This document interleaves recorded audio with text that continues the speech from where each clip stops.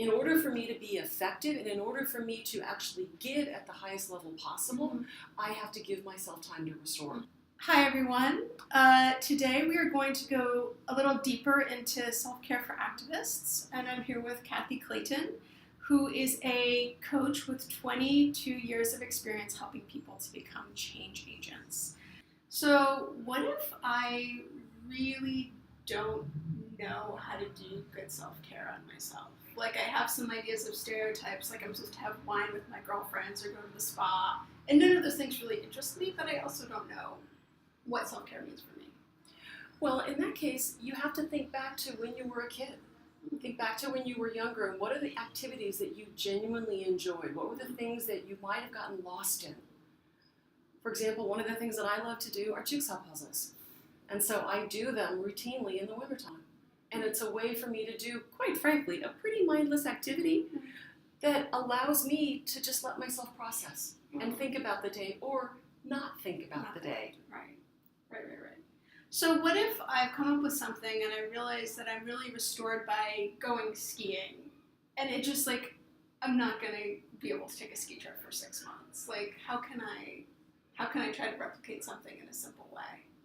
So the best way to do that, when you know you can't get out of town and you know you can't get away for this vacation, is think about what's the experience you have when you're skiing. And maybe it's that you like the bracing cold. Maybe it's that you like the snow. Maybe it's that you like the speed and you like being able to go fast. So given that, how can you get those experiences met in a different way around town? And maybe it's that you go out for walks late at night. You could go out at 11 and go for a walk. And you can have that experience of the quiet, of the cold. As for the speed, maybe if you're an athlete, you go for sprints. You do different things that can replicate it, even if you can't have the exact experience. Right. What if I feel guilty about self-care because I feel like I'm letting people down who need me? I'm going to be pretty direct here.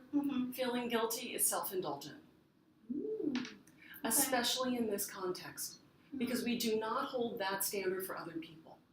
Of course we say, yes, please, take some time off, go, do this thing that you need to do, because that's important. And we somehow think that we're supposed to be held to a different standard, and it's disingenuous. At some point, we have to be willing to tell ourselves the truth that I need that time. In order for me to be effective and in order for me to actually give at the highest level possible, I have to give myself time to restore. We have no expectation that someone is going to go without sleep, go without food, go without time away, but we somehow think that I should do that. Right. No. Right. And in fact, by allowing ourselves to be on that daily cycle of I know I need to sleep, I know I need to eat, I know I need to work, we then allow space for other people to step in when we step away. And I like to think of it as the infinity sign, and that we're always on this rhythm. And when someone is on the upside, there's someone going to be on the downside. And so we're always transiting at different points along that path. My final bit of advice is to learn to trust yourself.